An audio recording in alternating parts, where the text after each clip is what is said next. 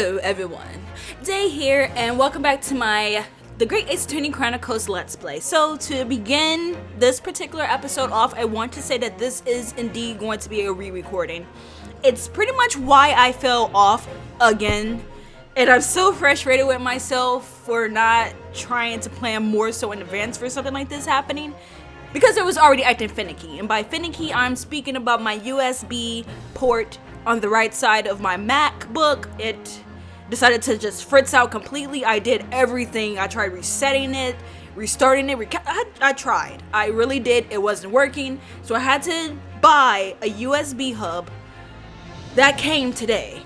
But then I also got a game with the USB hub that didn't show up, and Amazon's acting stupid about that. So anyways, if you do want to know what that game was, it was Spirit Far, and it hasn't, I don't know. I gotta go through hoops to get a refund for that, so we'll figure that out too later.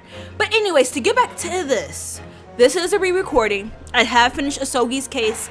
I'm in episode number 3.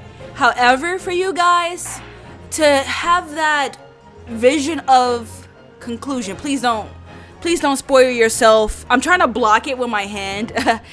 You guys, if I had a webcam, that would have been the silliest point of this whole video.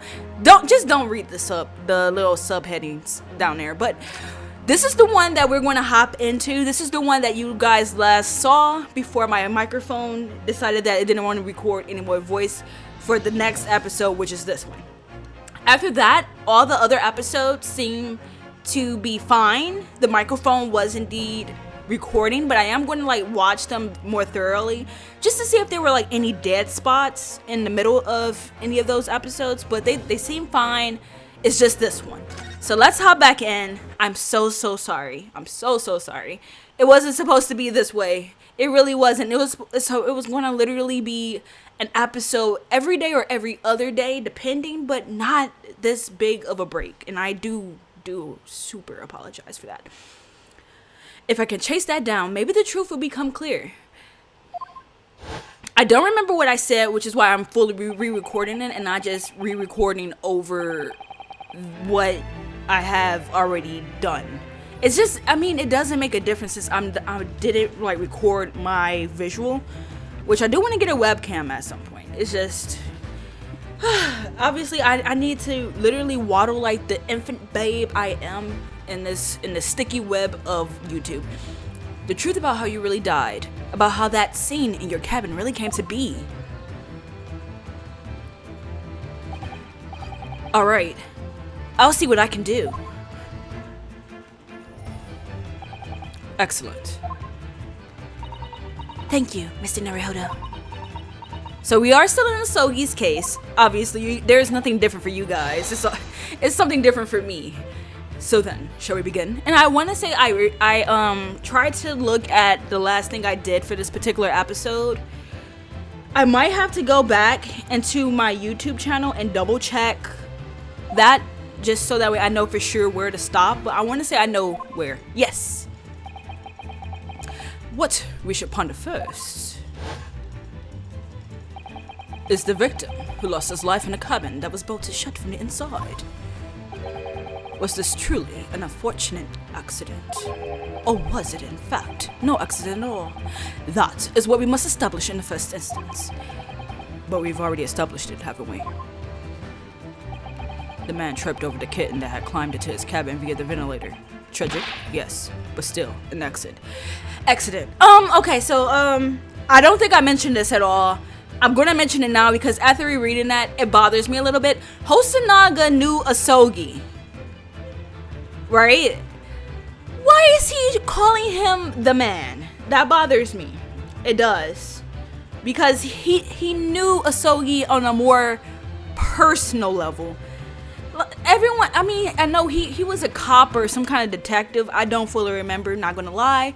I still haven't gone back over, and it's been 6 to 7 months since I last seen him in a case. But I would think that someone would say Asogi, or or something else, like his first name, which was Kazuma. Hold it! Wait, let's just take a step back. It doesn't make sense if that's really what happened, does it? Well, I'm going to have to ask you to spell it out for me, I'm afraid. You are a police officer, and you are using victim terminology for someone you actually knew. So therefore, I would figure you would be able to do this and piece it together yourself. Especially over us, who isn't, we're not even a true defense attorney or have anything to do with the law, which is why it also feels weird when Rehashed doesn't just call him by his first name or however he addressed Asogi. Yes, it's starting to take shape now. There's a clear contradiction between the facts and Miss Pavlova's story here. The evidence is right there in Kazuma's cabin. It's undeniable. His death couldn't possibly have been a mere accident. Really? You know more than you're letting on, Hosonaga? I mean, I should know more than I'm letting on because I've actually played through this already. Let us show our hand, Mr. Naruhodo. Time to present the evidence. The evidence that proves unequivocally that the victim's death was no mere accident. Okay. That would be this. Yes! I believe. This piece of broken glass next to the mark on the floor. But that's the glass belt the kitten had around his neck. We already know all about that. But how did the piece end up in her trash? I actually said that. I remember. It was broken in half when the victim tripped over the cat and fell. So we already have a satisfactory explanation. Where's the flaw in that logic? Unfortunately, there's a very big flaw. A fatal flaw.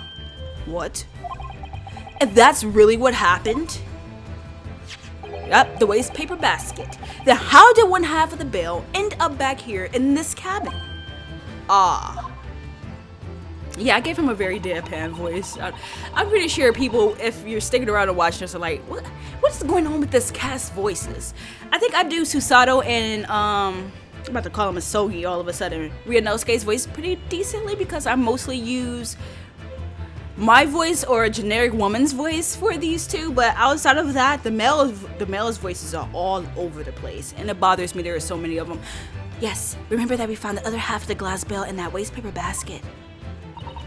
Would you care to explain that, Miss Pavlova? Okay, I lied, because I don't think I do a very good Miss Pavlova voice either.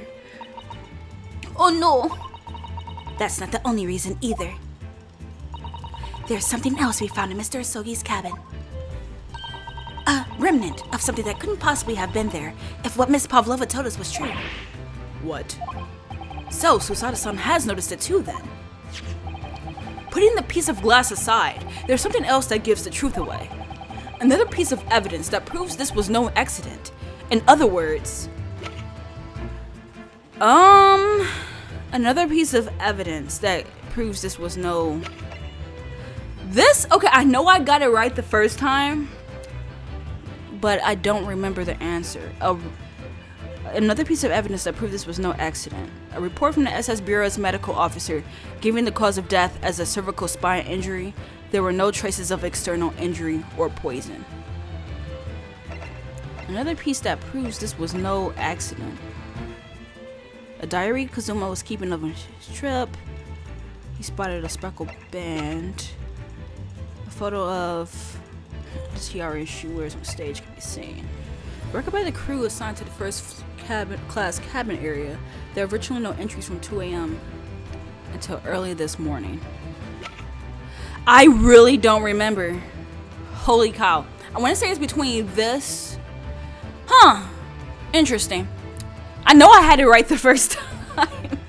I did mess up, but this was not the part where I messed up. I flowed through this part. Another piece of evidence that proves...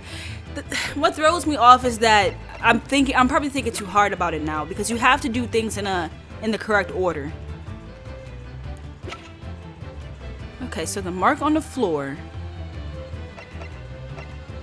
and she ended up with it. Oh, the message? Yes. The truth is clearly recorded in this photographic print. Yes. Oh my gosh. Talk about the biggest brain fart of the year, okay? He couldn't possibly have written this because of the cervical spine injury he suffered. He died immediately. There's no way that Mr. Asogi could have left this message on the floor. That script is Russian, isn't it? And besides that, I don't think he knew Russian. Indeed it is. The word written means wardrobe. I see what you mean. Most people would leave a dying message in their native language. Japanese in this instance. I mean, yes. I think I said, but there is the off chance that if he did know Russian and he knew that a lot of the crew were Russian, he could have. But I mean, it is a bit of a stretch. In your last final moments, you're definitely going to stick to your native tongue, I would believe. I don't know. I never had a near-death experience. But maybe he was studying Russian. Yes, I forgot she said this. It is a simple language. Simple? Please. I don't think any language is simple. He could have picked it up very fast. That doesn't seem likely. That's actually not the point. It makes no difference whether he knew Russian or not. He couldn't do it anyway because he died instantly. Sorry, what do you mean? Exactly what I said before. See, he speaks as if he's done this before, which he has for his own case, but man, he sounds super professional. There is no way that Mr. Asogi could have left this message on the floor. Like, his confidence, the way he like flows through certain things that he's saying, it's very beautifully scripted, but it's just like, man, honestly, Phoenix is the same way. Like, in that first case, if I recall correctly, he was like nervous at first, but then, man, he was tapping his hand against his paperwork, and I'm just like, wow, I think I'm in love with this game. And the reason why is clearly explained in here. Damage to the cervical vertebrae resulted in instant death. Instant noodle death. Okay, let me. I'm sorry. It's just that since this is a re-recording, I feel like I have to like spice it up in some way. Which means, after the victim fell to the floor, he couldn't possibly have written anything. Because he was already dead. Both these pieces of evidence clearly point to the same conclusion. That when Mr. Asogi died last night in his cabin, ... there was someone else in the room. I hate the silhouettes. Please don't give me silhouettes. It's too Detective Conan Case Closed-like, and I don't like those silhouettes for sure. They look sinister, they look menacing. I am not a fan. But I love Case Closed. Like, I know a lot of those cases are probably like repetitive, but I love mystery is my favorite genre, which is why I like Ace Attorney so much. And that same person deliberately arranged a scene to disguise the truth in order to cover up their own guilt. Kya! Yes, there was someone else present in Mr. Asogi's. You are wasting time. Someone else was there. Da! Of course, we know this. What are you talking about? He's talking about you, Monsieur. I know that's not Russian. I know it's French, but it's all I got right now. It's all I know. Blockhead was bolted shut from inside. There was nobody in or out. Yeah. I forgot about that too. Oh yes. I mean, hey, see, look, it's almost like I'm playing this for the first time because I'm not going to talk about myself that way, but man, how did I forget? The only other person in the cabin when a young student died was you. Okay, the point came up anyway. Yes, it's true. I was indeed in the cabin when it happened. That's very much true. You were shut inside the cabin wardrobe, to be precise about the details. But I don't know Russian. There's no way I would have left that message. I mean, that can't really fully be proven, but yeah. Not would have. There's no way you could have left that message, to be precise about the details. Would you mind? I'm cool as a cucumber. Forgive me, my dear fellow. As I was saying before I was rudely interrupted, the person in question wrote the word wardrobe in Russian on the floor in an attempt to incriminate me for a crime, even though I had been asleep in there the entire time. And then, the same person picked up the broken glass bell that had fallen to the floor, for fear of it becoming evidence that would show how Mr. Asogi really died. But why wouldn't this person have taken all the pieces of the bell away? Leaving half behind was always going to raise questions. Yes, well, It was past 1 a.m. in the morning. I read that 1,675% wrong. It was past 1 o'clock in the early hours of the morning. The cabin would have been quite dark. That's better. The single small lamp suspended from the ceiling would have barely cast any light onto the floor there. I don't know, doing his accent makes me read words completely dyslexic. Like, I have no idea. Little wonder then that the culprit failed to notice a fragment of the tiny item. You all suspect me, don't you? Mr. Stroganoff, what may we do for you, Mr. Fish Scarf? Seaman Stroganoff. Nina is a woman of sea. She is daughter of strong sailor. 2 years ago, they noticed her dancing skills as she went away to join ballet company.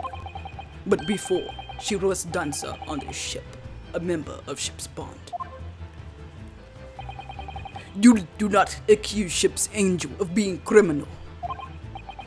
Ah, so that's it. You say that when young student died, Nina was there in his cabin. But that is not possible. I give my tooth.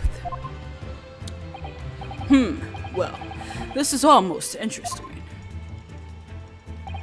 And why will you give your tooth, pray? How can you be so sure? You are a great detective. You should know. The door. Look to roofs and eyes. Cabin bulkhead was bolted shut from the inside. Nobody could go inside cabin. Not Nina, not anyone. Or you want to tell me the killer can walk through locked doors? Yeah, it's impossible. He's right. But wait, I've read about this in detective stories. People often tie thread around door latches so they can open and close them from the outside. Thread? Are you stupid? These bulkheads are not the bond doors. Certainly not. These are watertight doors, as one would expect to find on any modern steamship. Constructed of heavy steel, with not a gap inside, no thread or needles or magnets could have been used. No, of course not. I thought so too. But Mr. Naruhodo suggested it earlier, so... Throwing him under the bus, are we? Susato-san, how can you shove it onto me like that? Simply because she accused you of murder in the first place.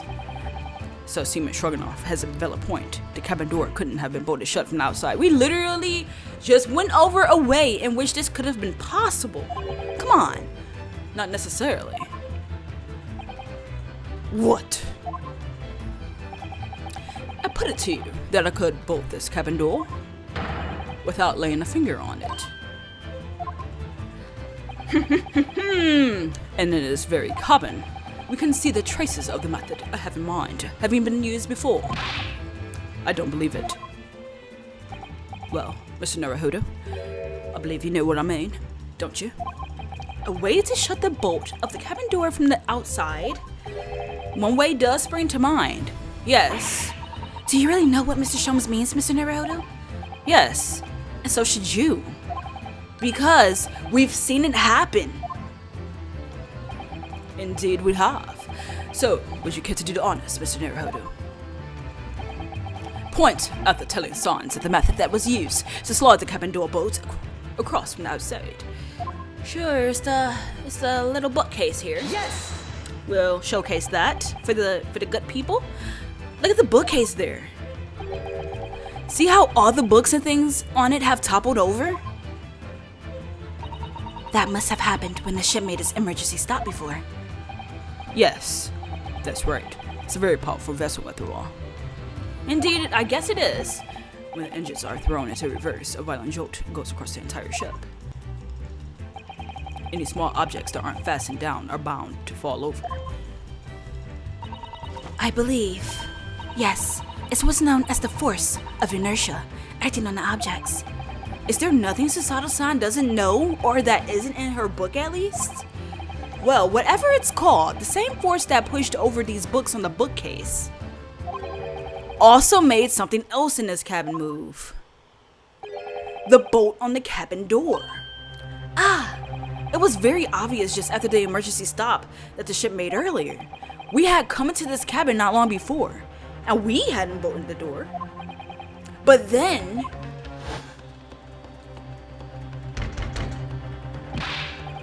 Hello, is there anybody in there? Shout if you need assistance. Oh, that sounds like... Inspector Hosanaga. Oh, yes. That's it. When the ship stopped suddenly, the boat flew across and locked the door. Yes, it's made of metal, but it's small and light enough to be moved by the ship's sudden change of speed. Or the force of inertia, if you want to call it that. Are you trying to say... The inertia never gets old. Are you trying to say that last night after Mr. Sogi was killed? The boat made an emergency stop. Yes, that's exactly what we're saying.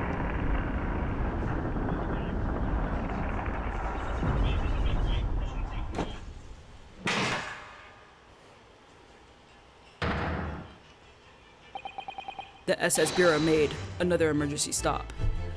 Indeed, my good man, indeed. In fact, it was the first emergency stop. When I woke up this morning and looked around the cabin, I thought it looked a little odd. All the books on the shelves had toppled over. How long have they been on this ship? And all the ornaments. Like, I want to know how long have they been on this ship? Simply because this has never happened before. And all the time they've been here, like, what if they made an emergency stop? Okay, I can't say too much more yet. I mean, I guess I will never be able to finish that thought, because I don't know if that's saying too much. It was almost as if someone had run their hands across the shelves and deliberately knocked everything over. Oh yes, I remember that. And I stood them all up again, didn't I? Then when we came into this cabin, we were surprised to see the same thing in here. All the books and everything had toppled over, just like in Mr. Sogi's cabin. See, that bothers me. This was his friend.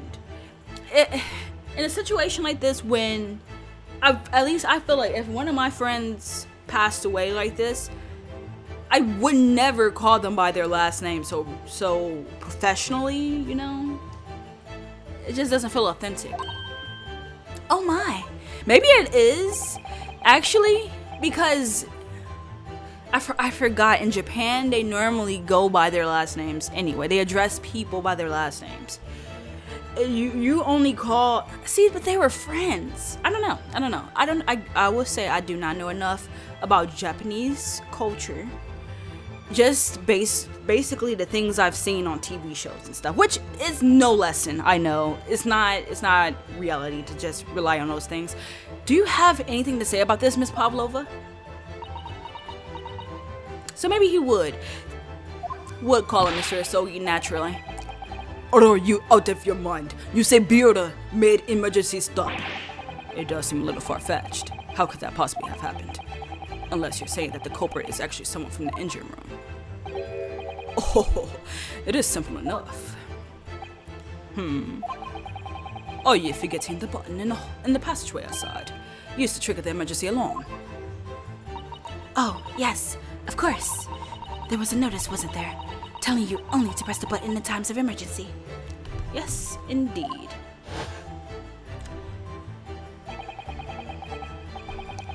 On dark nights when the fog is dense, the captain cannot afford to rely on the eyes of his lookout alone. Hence the placement of a number of buttons around the vessel to allow any crewman to raise the alarm. Yes indeed.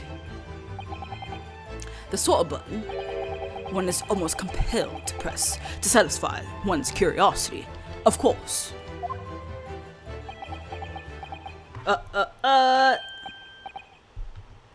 Wait, it was you?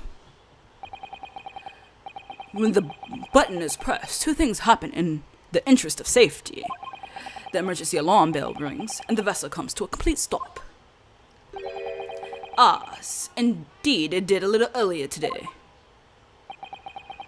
Ho. Mr. Sholmes. Getting into some trouble, shall we say? Mr. Sholmes, surely it wasn't you who... As I always say, a button has but one purpose in life: to be pressed, whatever the occasion. He sounds almost proud of himself. How dare you mess with ship? I report to you, Captain. You are in much trouble now. Now, I'm sure that can wait until later. Let us not overlook the fact that we have now learnt a valuable lesson. When the vessel makes an emergency stop, the boats and the cabin doors slide closed. So, what we must now consider. See, here is the kicker about Sholmes, I will admit.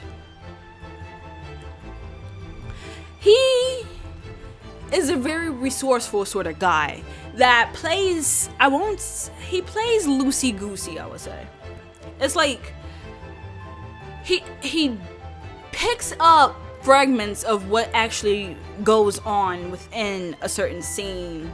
And he was out here collecting evidence too, but I don't know about his character. And I know there was someone in the comments that actually said that too. Like, Sholmes seems to get a little tired out at times. He is an interesting character to be sure, but sometimes it would be nice if he tones it down just a wee bit, just a smidgen. Yes, it all comes down to one thing now. Last night, after what happened to Mr. Isogi, did this ship make an emergency stop, or did it not? You are idiots. There is huge ship with many passengers. If we make emergency stop, even in the middle of night, there will be chaos everywhere. What are your thoughts, Mr. Naruhodo? See, he's already ahead of the game. He's obviously thinking something, right? Well, it's certainly possible that some kind of emergency happened last night. We have evidence to support that idea. Really? What evidence, Mr. Naruhodo? We just went over this, Susato. We just went over this. Fascinating. Do show us, Michael Man. What evidence promotes the theory that some emergency gripped this vessel last night?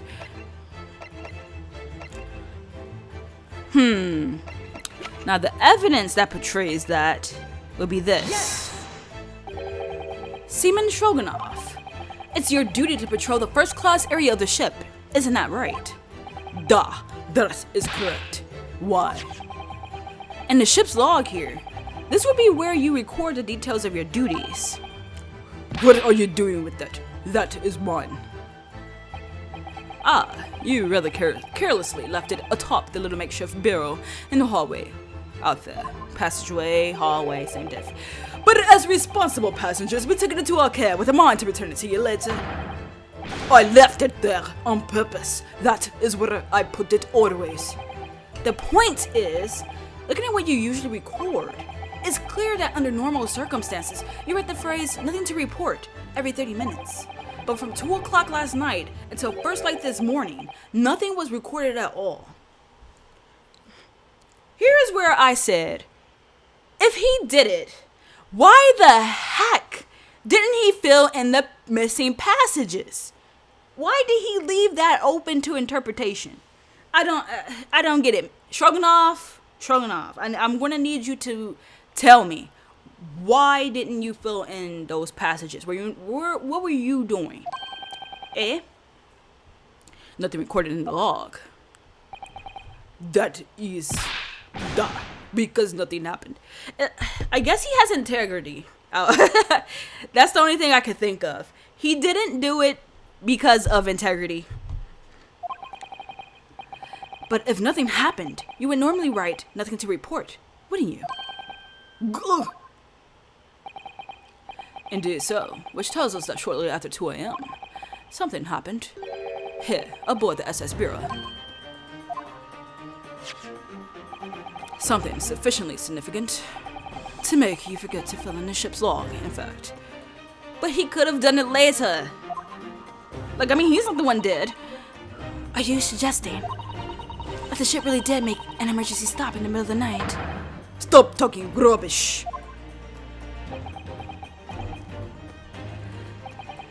If I'm perfectly honest, I find that a little hard to believe myself.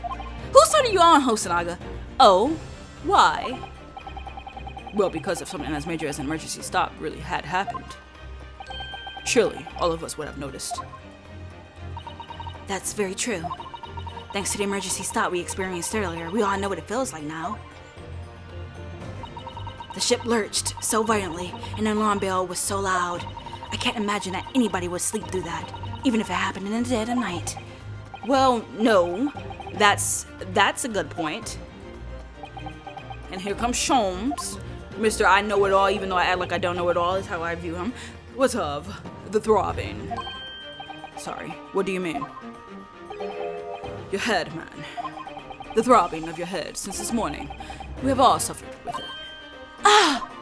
See, little hints, little nods towards some information. Oh yes, I have had a headache, you're right.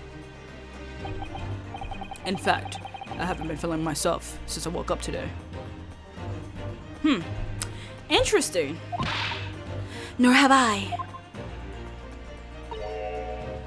My head has been feeling heavy ever since dawn. Yes, you've all been afflicted, haven't you? Just as I suspected. He's right. My head's been throbbing today too. And since eating dinner yesterday evening, everything has felt sort of hazy. I can't really remember anything that happened after I climbed back inside the wardrobe. Then the first thing I noticed this morning was the throbbing pain in my head. I had already been dragged out of the wardrobe and had those handcuffs put on me by that point. Why didn't I wake up when all of that was happening to me? Good question, good question. Tell me, Mr. Naruhodo, you boarded this vessel as a stowaway, didn't you? Oh, well, yes. Sorry. The stowaway class of accommodation doesn't usually include meals. What did you survive on? Well, Kazuma looked after me. He was always happy to share his meals.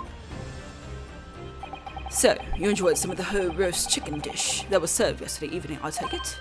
Yes, in fact, I had all of that. Kazuma wasn't fond of chicken. Oh, really? So the victim didn't eat any of the chicken at all? That's right. He didn't touch it. Is that relevant? I have a love-hate relationship with this guy. That's all I can really say. I like that he knows things, but the portrayal is just a little hard to swallow at times. My dear fellow, does it not strike you? Oh! Mr. Sholmes, do you mean to say that there was something wrong with the chicken? That there was something wrong with the chicken? Holy jeez. I did. No! Really? Is that really true? The meal prepared for the passengers last night had been tampered with. By the addition of a sulfuric design to induce a very deep slumber in those who consumed it. A sleeping drug. Do you mean whoever did this laced every meal with a sleeping drug so no one would notice the ship's emergency stop? They planned this super far in advance. Mr. Naruhodo, of course that's not what Mr. Sholmes means. What a far-fetched idea. Precisely. Lacing every meal of every passenger on board a ship with a sulfuric drug would certainly be impossible. Unless, that is, every single member of the crew was a conspirator. What? Mr. Sholmes! Well, seaman?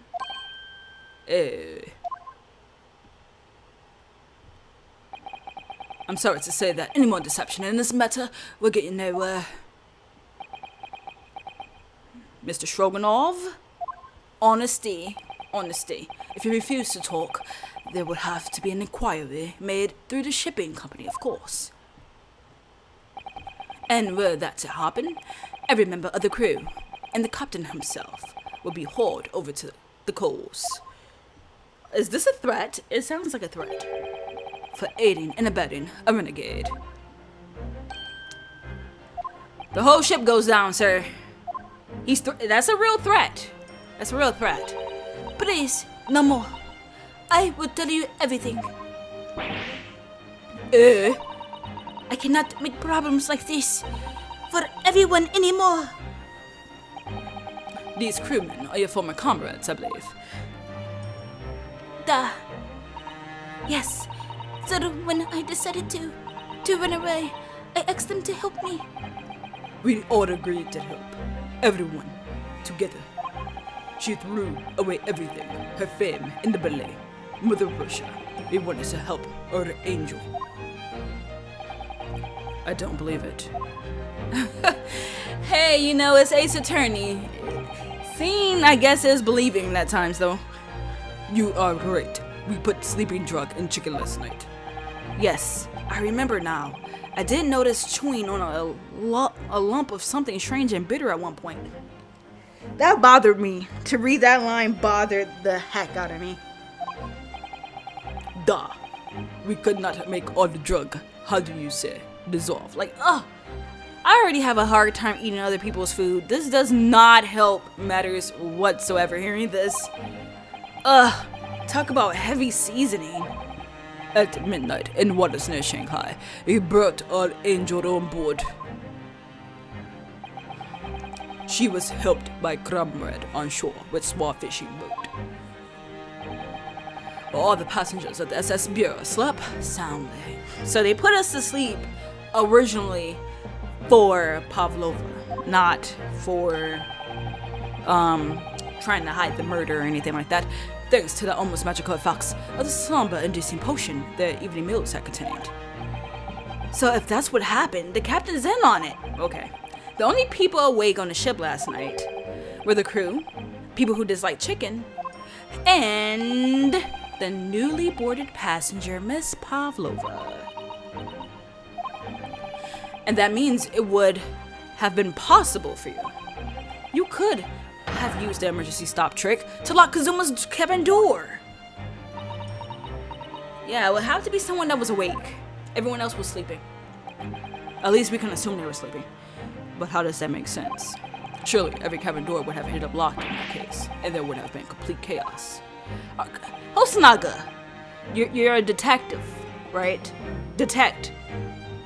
Oh, I wouldn't say so. What? Ah, of course. Just like us, all the other passengers would have eaten their evening meal of chicken in their cabins, after which they would have been overwhelmed by tiredness because of the sleeping drug. Quite.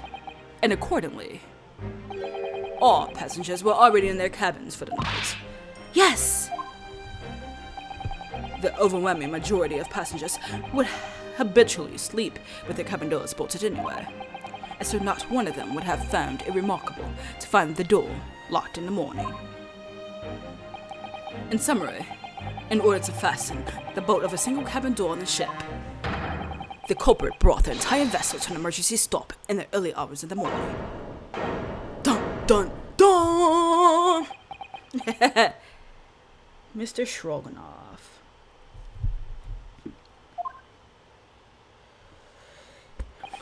You have talked long enough and said many things. What is point? The point is what I said earlier. There was somebody else present on the scene when the victim lost his life last night. Someone who left a message in Russian on the floor in an attempt to incriminate another. Someone who tried desperately to hide the broken fragments of glass that would reveal the culprit's identity. Okay, Mr. Sholmes. And someone who abused the ship's emergency stop procedure in order to lock a door. Or told a busy night. A very, very, very busy night indeed. But I don't know about any of this. I am just a little girl. You are 15. You're not a little girl. You are almost nearly a legal adult. You like to speak with your long English words and explain your clever ideas. And basically, all I mean is that she is intelligent enough to know what's going on here. She's not like 7 or 8 years old, because even 7 or 8-year-olds can understand the concept of what's going on. So she has a little bit more years under her belt. I'm fairly certain, even with the language barrier, if there is one, because everyone seems to be speaking the same language, she understands what's going on around her. So we are speaking English. Stroganov just proved that with the last statement he just made. But I am sailor, and sailors don't listen to long, boring stories. We don't believe. Sailors like me, we trust only what we see with our own eyes. ... A laudable trait. What? Wow, I hope that was not super loud. It picked up red on my microphone. I am quite of the same disposition, my good man. Observation to me is everything. Mr. Naruhodo? Oh, yes? Do you hear it? That accusatory cry of guilt on the wind. What accusatory cry of guilt? Sorry, you've lost me. Oh, come on, Naruhodo. You have this all together. Proof of involvement, man. But you can't hear such a call with your own ears. No. You must hear with your eyes, for observation is the basis of all deduction. What are you talking about? I am not doing this guy's voice right at all. My nose is kind of stuffed. I cannot roll my words that as well as I would like to right now. I believe the time has come. For one final logic and reasoning spectacular to expose the truth, of course. So, Mr. Naruhodo, your assistance, if you please. With what exactly, Mr. Sholmes? With the observation, my dear fellow, just as I said, of these two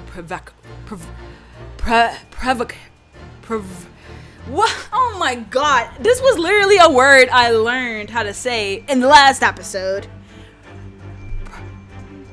Prevaricators,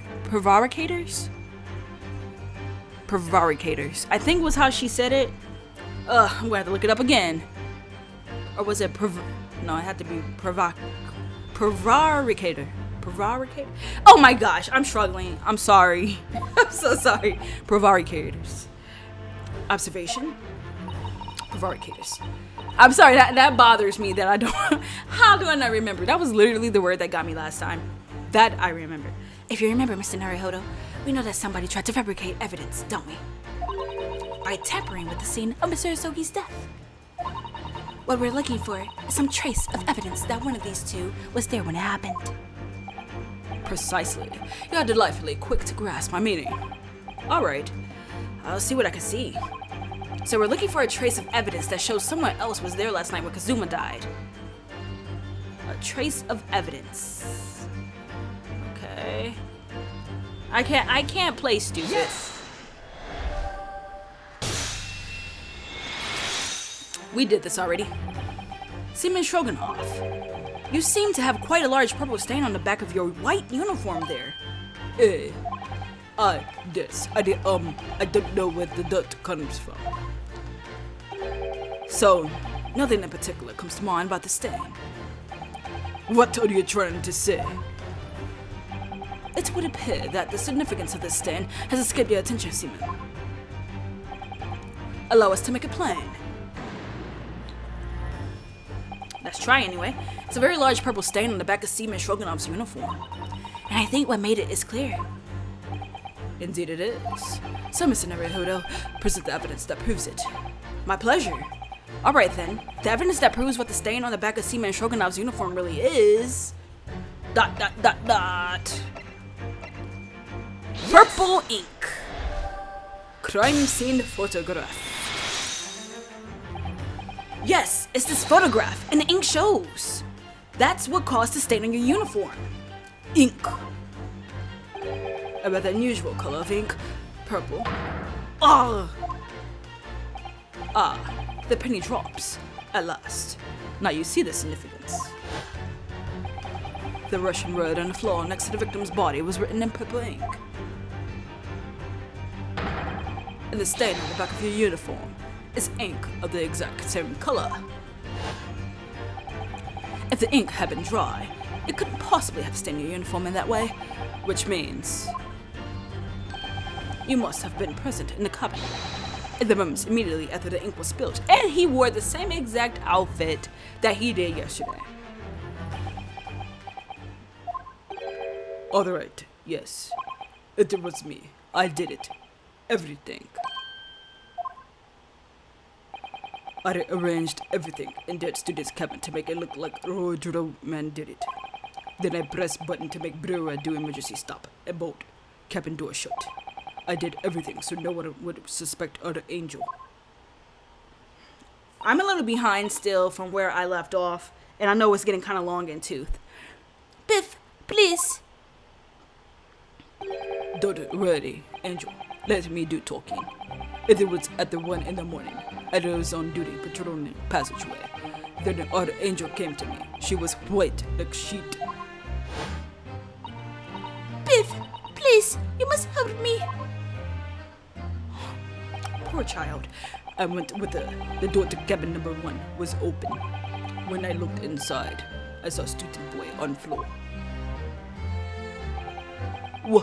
What happened here?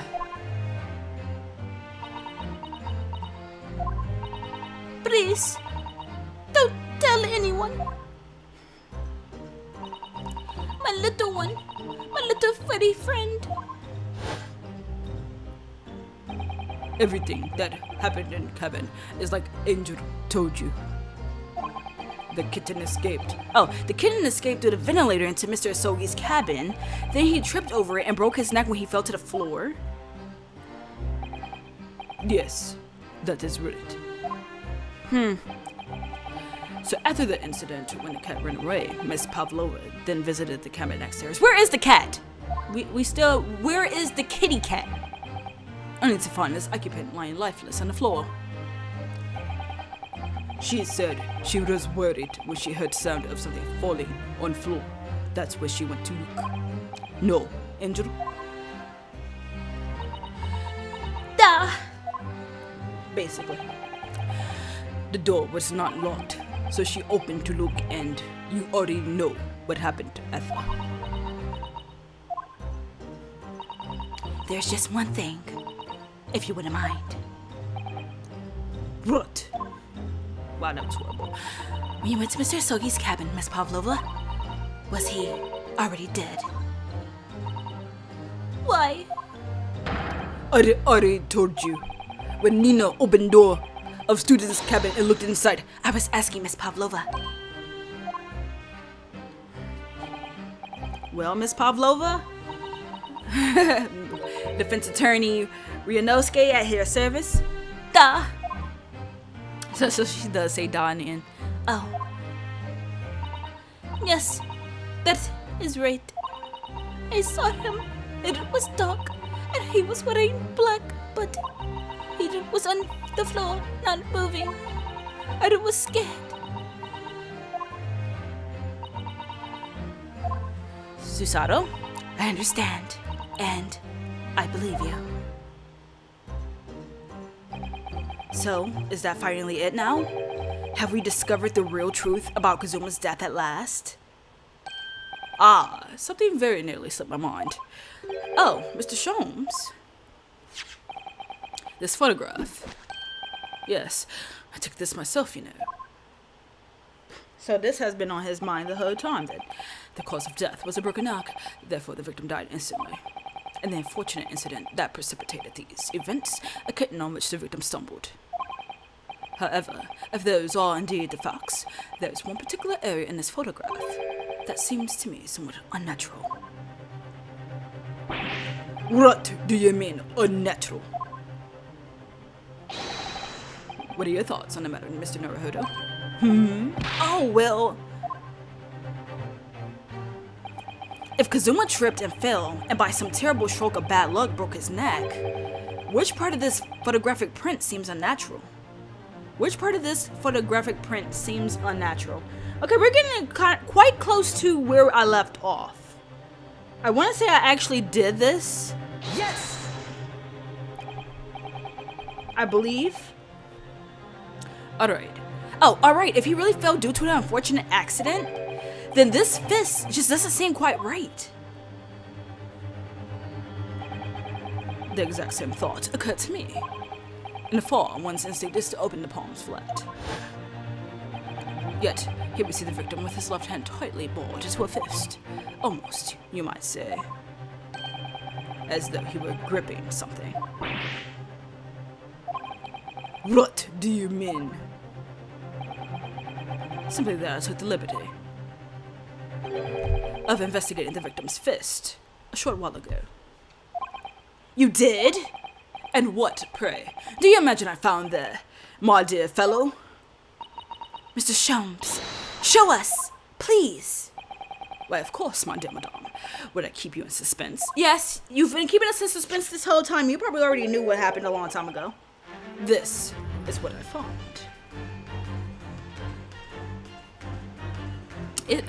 Is this where I...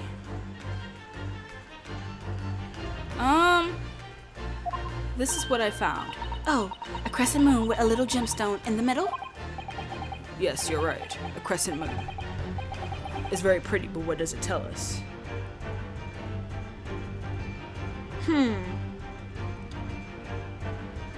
I'm trying to see where I left off so that way...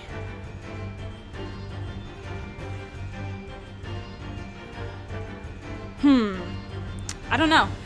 Because I want to say that I should stop around here, but I don't want to stop too early. So I'll keep going for a little bit more. It tells us nothing. I'm not so sure. That crescent moon looks familiar somehow. I'm sure I've seen it before. Observation, Mr. Naruhodo. That is the key. Okay, I'm going to end it here, I believe.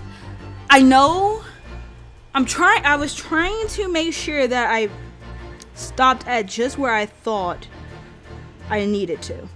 And I want to say that I am ahead of where my last video ended. So I think right here should be fine.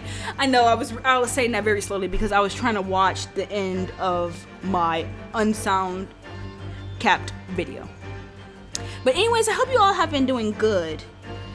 Thank you so much for sticking with me. And yeah, I see now that I am now a little bit ahead of, so this is all going to be in the next episode. You're going to get a little bit of a rehash. But okay, so thank you so much for sticking with me.